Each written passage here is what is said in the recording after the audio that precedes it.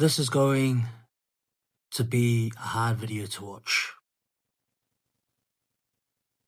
I'm just here to spread the word, but it's one we all need to see.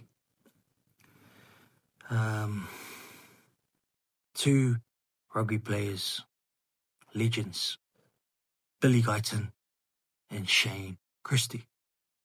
Now, both strong, both smart, both played for New Zealand teams, and both are now dead. Not from a big tackle, not from a heart attack, but from something we are only just starting to understand. Brain damage caused by rugby. Now, this is about concussions, CTE, and the truth New Zealand rugby still isn't facing. Now, who are these players? For those who don't know, and for those who do know, well, Billy Guyton played for top teams like the Auckland Blues, Crusaders, and the Mako, Tasman, and the Māori All Blacks. He was sharp, a good guy, a good player, but he kept getting concussions. He started forgetting things, couldn't handle loud sounds, couldn't be around light. He retired at 28 and died at a young age at just 33. His family donated his brain. Doctors found something serious, CTE, brain disease from repeated head hits. Then you have Shane Christie, was a Highlander star, played for Tasman, Mako as well, another hardworking Māori All Black, played for the NZ Sevens. He had lots of concussions, even 3 or 4 in just a few weeks in 2016. After retiring, his health got worse, headaches, mood swings, memory loss. He spoke out. He wanted to help other players. He even set up a foundation to support those struggling. But in 2025, Shane was found dead at home. He was only 39. Another lost legend. Now, I have experienced concussion. I've been concussed 5 times in rugby. And I had symptoms, constant headaches, blurred vision, mood swings. So I think it was a godsend. I think the Lord said, that's enough, Ralph. It's time to retire. So I retired, and it was the best decision of my life. And luckily I had to stop because I had kids, and, I wanted to be around my babies, and best decision ever. I could relate to this topic because it's a sensitive one, but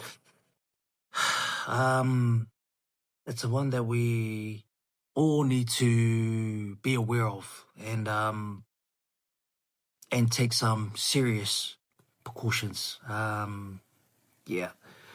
But if you don't know what the word CTE stands for, it stands for chronic traumatic encephalopathy, which is a big word. Yeah, it's a big word. But here's what it means. If you keep getting hit in the head, even small hits, your brain can get damaged.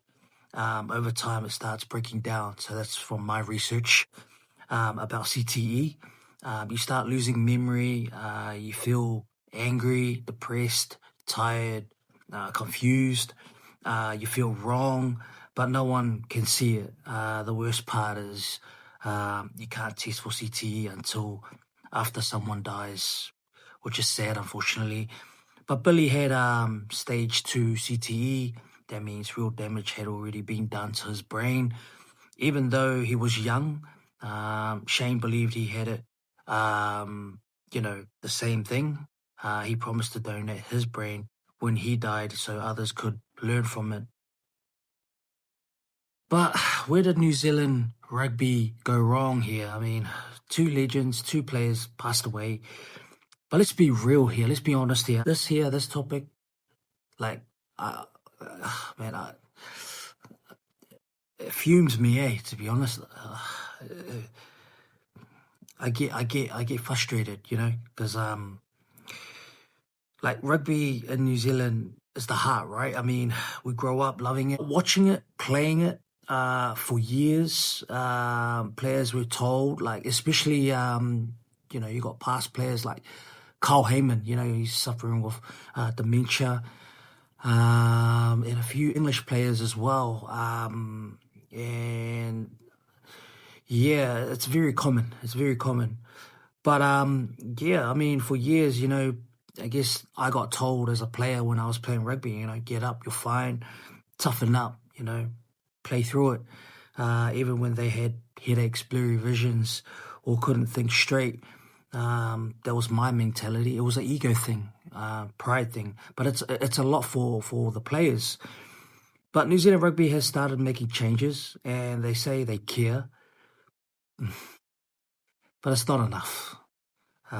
Players like Billy and Shane still felt alone, still weren't listened to, still didn't get that long-term help and their support. But the question is, what needs to change? Well, simple. I mean, my thoughts are, I think, here's what needs to happen. I think test and track brain injuries better. Even small hits counts. Maybe give players real time to rest and recover, not just send them back in. Support players even after they retire. Maybe make it okay to speak up. No shame, no silence. Change the rules to keep heads safe. I mean, we've got policies and procedures, but still not enough, Tackle lower, train smarter, but, and push New Zealand Rugby to take responsibility. I mean, you can tackle lower, you can do all these techniques, but it's still not going to work. Rugby is a physical game. It's a physical game, and you're going to get injured anytime, like anywhere. Like, it doesn't really matter. But anything, any impact in your head, it's a red flag. It's a red flag. But yeah, New Zealand Rugby needs to take responsibility, especially for the players' welfare. But yeah, I mean, I thought I'll show you guys a documentary on Billy Guyton's life. I guess this documentary, it shows his story, his talent, his pain, his truth. And honestly, I watched this doco and it's sad. It is so sad. It's frustrating. It's very frustrating. It's about protecting our players. We're going to lose a lot of players, if we don't act and respond and come up with some resources, some tools to support, this cause, especially with concussion and CTE. It's serious. It's a serious thing. Like, it's your life on the line. So yeah, when you watch this doco, comment below what your thoughts are. Be interested to hear your thoughts. Comment below about this documentary, because it's very sad. Like I said, it's very sad, very emotional, hard to watch. But yeah, I'll let you guys dictate and I'll let you guys decide. So comment below what you think of the documentary. But yeah, my final words before you guys watch the documentary. These were two good men, they didn't die in a tackle. They died from what rugby did to their brains. And if New Zealand Rugby doesn't change, more will follow. But you can be part of the change. You can speak up, speak up for Billy, speak up for Christie, Shane, and for the next generation of players. Yeah, that's it from me. And don't forget to subscribe for more rugby content and keep supporting your rugby teams and keep the rugby spirit alive. And we'll see you in the next video.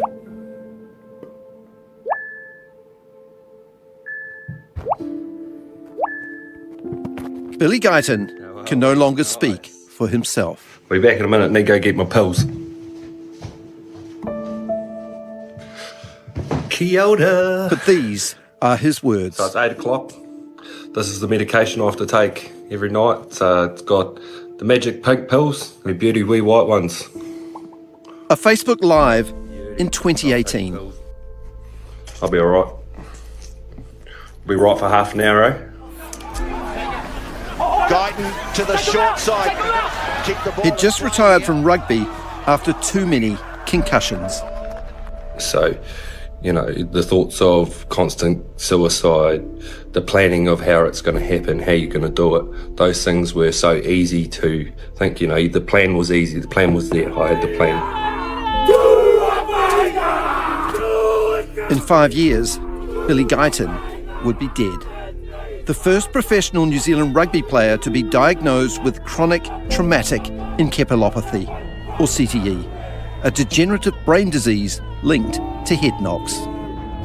So you always want to try and get the best advice you possibly can, okay? And that's by telling the truth, the honest truth, man. For the past 5 years, Sunday has told the story of CTE and rugby. We've spoken to broken former All Blacks. Sorry guys, can we just have a break, please?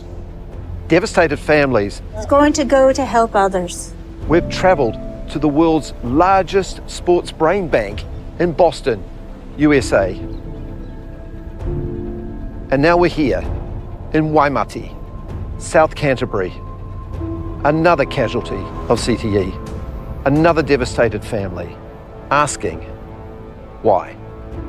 We're broken, we're shattered. It's disbelief kind of, but I believe, I know he's not coming back. And if there's not something done now, there's going to be more like Bill. There's going to be more families go through what we're going through. I'm back.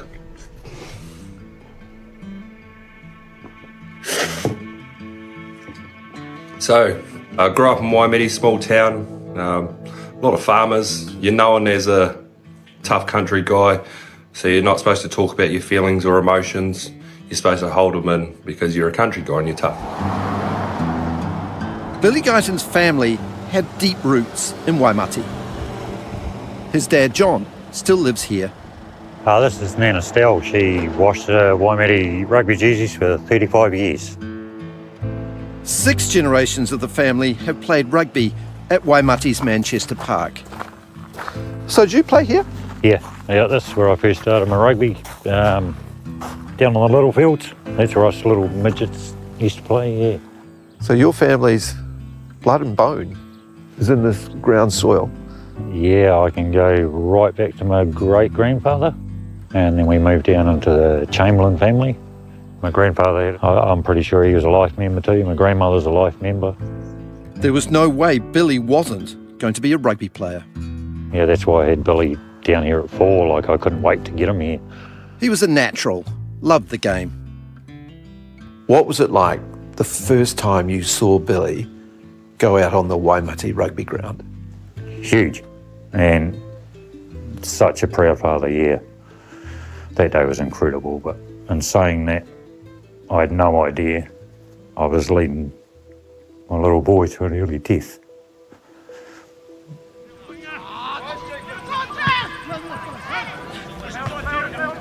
Oh, good run, good run. He played the game the way they still do in Waimati. Oh, we country kids. We got a go hard attitude. Go hard or go home. The more you put your body on the line, the better rugby player you'll be. That was the mentality of it. Waimati might be a small town, but it doesn't stop young boys dreaming big. Yeah, this is his goals that he had, that he wanted to try and tick off.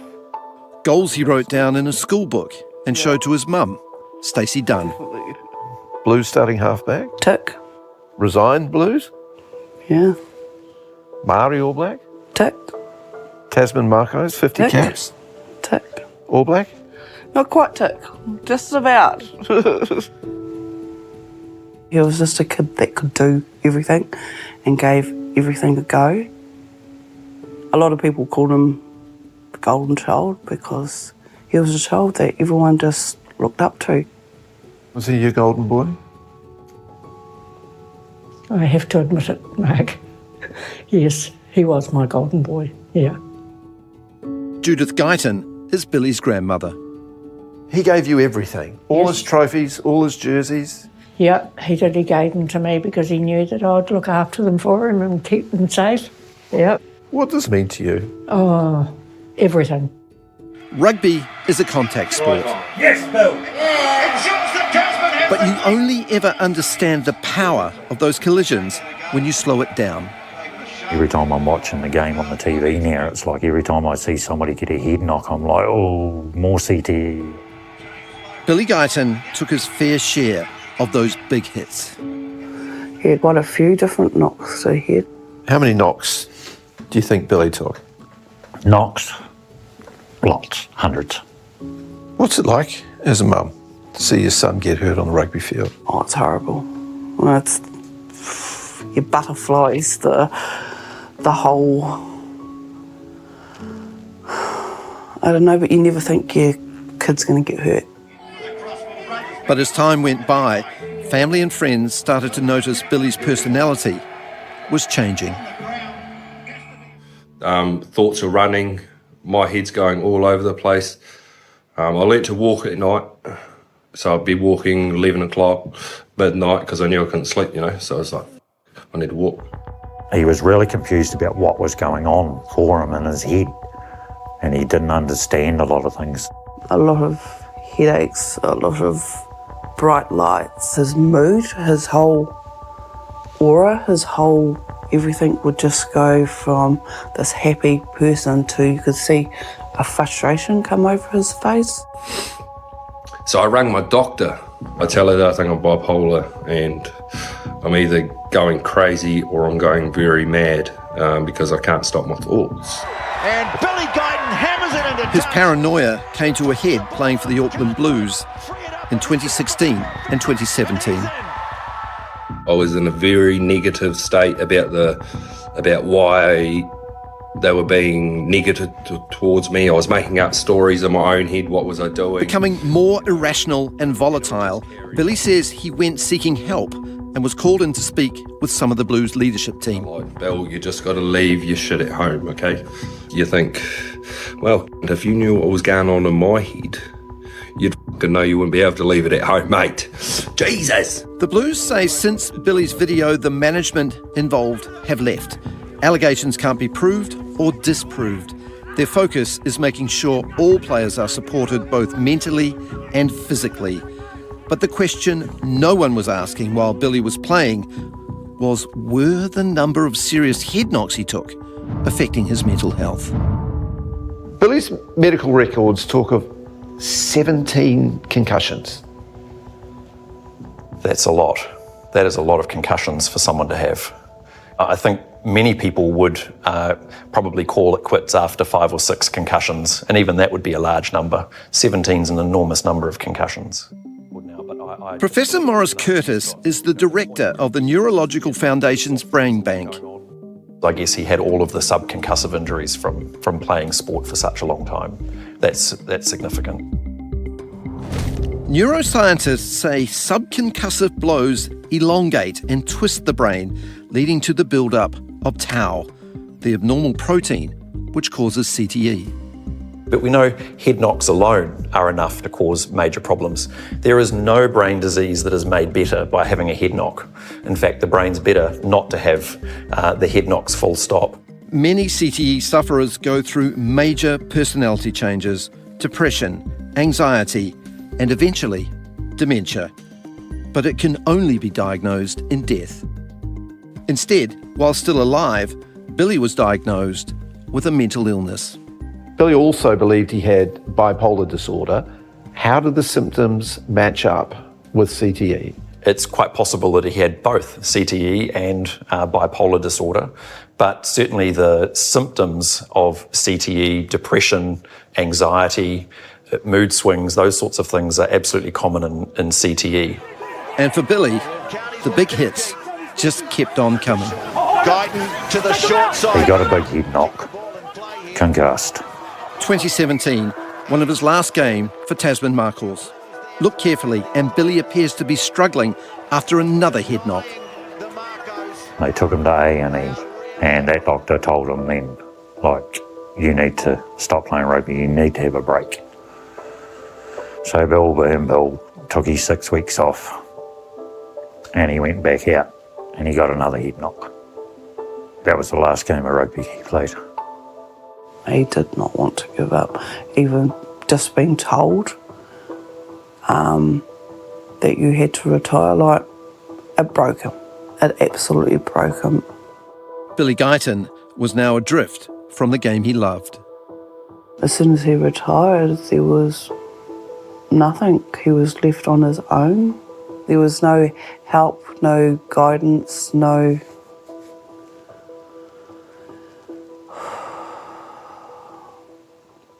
When we come back... You know, it's pretty tough to think about things when you're in a manic. Billy Guyton's cry for help. He tried so hard to tell people he wasn't right. And, you know, for them to dismiss him like that, it just broke him. Did they fulfil that duty of care?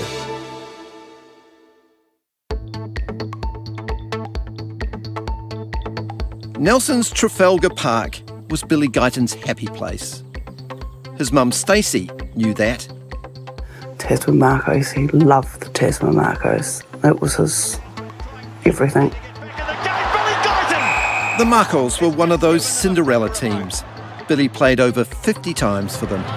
Billy Guyton, experienced man. There's a culture with all the former players, wherever they're playing, they'll put their fins up, and you see that throughout the world. So yeah, it's very special. Lawyer and former Tasman Rugby Union director Craig Morris met Billy after concussions had forced him to retire. Did he get it down initially? That's where I thought it... But it also made him eligible for a payout from New Zealand Rugby. Billy, at that time, wasn't healthy. There's no way he could have navigated that process by himself. So Craig took on Billy's case pro bono. He's speaking to Sunday with the full permission of the Guyton family. How much support was he getting from New Zealand Rugby and the Players Association? It's my opinion that Billy wasn't getting sufficient support from those organisations. If he was, I'd like to think that there'd be no need for someone like me to assist him. You know, it's pretty tough to think about things when you're in a manic. You know, you can't make good decisions, so you make any decision you want. And you think it's cool, but it's not. It's not cool. Trust me, you lose a lot of money. I've lost a lot of money. His family say Billy's video from the time is an accurate reflection of his state of mind. I was taking those pills for about 3 or 4 days, and then next thing, bang, I was in a mad, real bad low, like. But it was low and then it was high. Billy's erratic behaviour and anxiety was something that seemed to correlate with what you read about with people with CTE. Craig Morris has been involved in rugby as a player, an administrator and a ref. When he drew up Billy's will, he made a suggestion. So I discussed with Billy whether he wanted to consider giving the ultimate gift, which was donating his brain to the brain bank. And Billy was conscious that he didn't want other former players to have to go through what he was going through. His brain injury wasn't serving him well at all. He struggled to keep jobs down. A lot of the time people were thinking he was crazy. Former black firm Mel Bosman gave him a job. So if you're a back... helping her coach the women's Markle team in Nelson. He lived with constant migraines. You know, he was knocked right at the back, and he had a growth from all the knocks that he had had. You know, we worked in the office. We had to rip the lights out of our office and work in the dark so Billy could work. His main mission, she says, was player welfare. To give the players the opportunity to learn and be educated like he wasn't. And, you know, he knew he had a serious brain injury. And, you know, for the sorry, I'm just going to stop that there. It's still hard, eh? Every day's been a nightmare.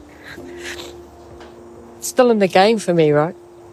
That was our space. One day, Billy took Mel aside and told her what he thought was going on inside his head. He was adamant he had CTE, and so he says, I've donated my brain to the brain bank, and I want to do good with it. You know how many doors he tried to kick down to bring this to light, and just was slammed in his face. Yeah, at times when he was screaming for help. Billy's father, John Guyton. He'd seen 5 different doctors. One of them was a concussion doctor, telling them all of his symptoms.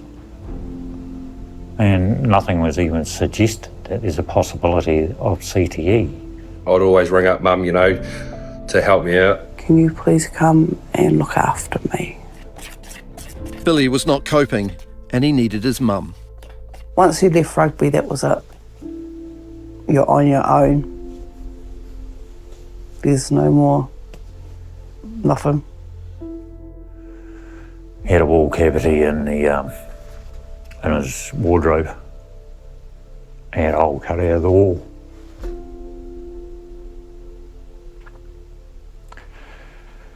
And he'd sit in there, it was about 3 foot by 4 foot. He'd spend hours in there. Just couldn't handle the light, couldn't handle life. And just used to sit in there until he could try and pull himself together to come out. Billy Guyton's life came to an end in May last year. A suspected suicide. He was 33 years old. You should be still here today. And that's the hardest thing, to try and understand why. Why isn't he still here?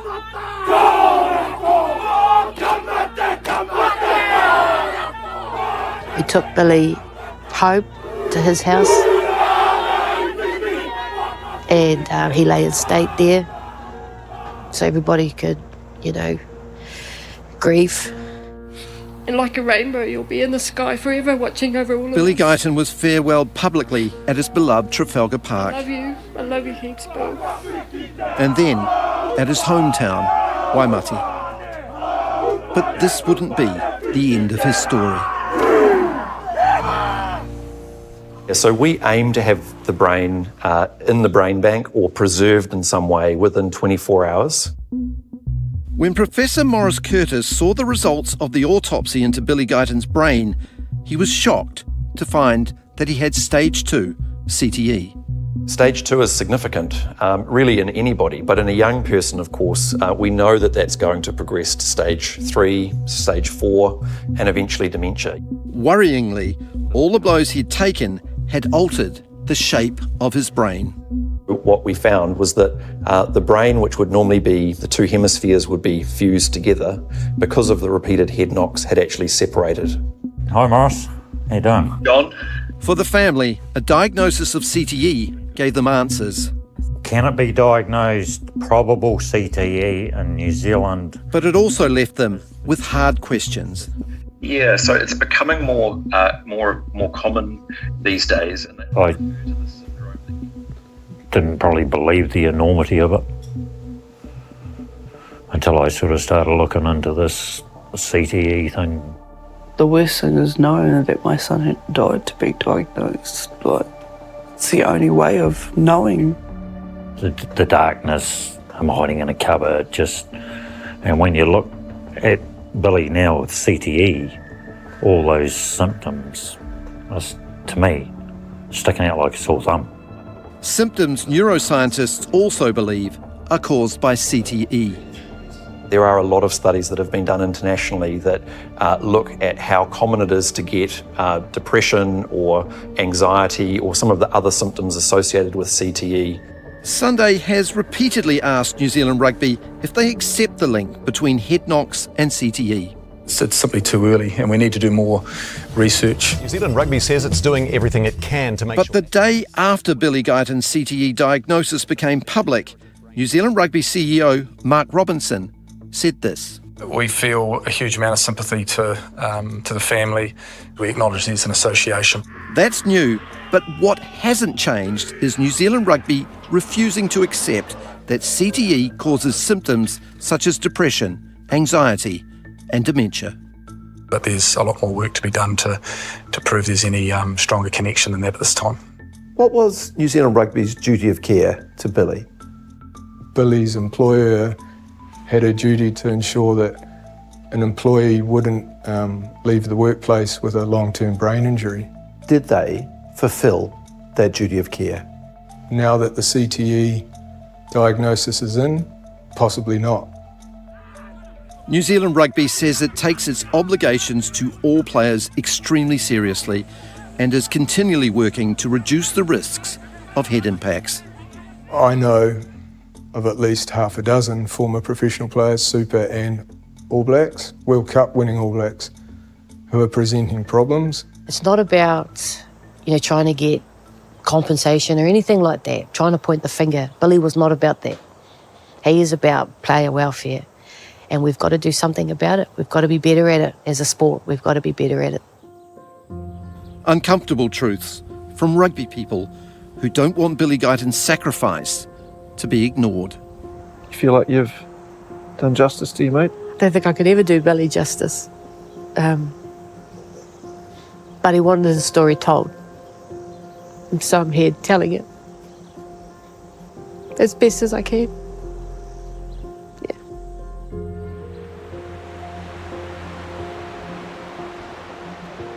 He wanted the world to know, or for New Zealand Rugby to know, that it wasn't just in his head, these symptoms that are happening to him. He wanted to prove him wrong. Billy's family still come together to watch rugby. Oh, he's over. But it feels different now. I haven't let Billy rest yet. Not until his mission's over. And his mission is for these boys to get help, for it to come out in the open. So, as Billy's dad, I'll keep battling until we achieve his goal. How many each?